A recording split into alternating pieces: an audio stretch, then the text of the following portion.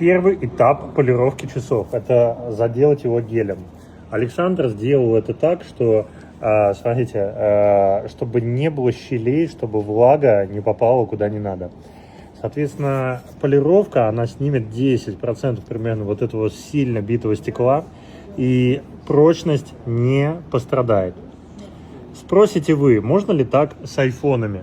Я скажу, нельзя, потому что на айфоне стекло тоньше, держи, давай это, на айфоне стекло тоньше, и оно изгибается при полировке. Но на часах я сам себе полировал, я уже примерно или год, или полтора хожу, и, собственно, сейчас надо стол включить, все нормально. То есть часы можно, iPhone нельзя. Кладем в ультрафиолет. Давайте покажем. То есть смотрите, вот так вот, как это работает. Оп. И вот так вот в ультрафиолете все у нас запекается, пропекается.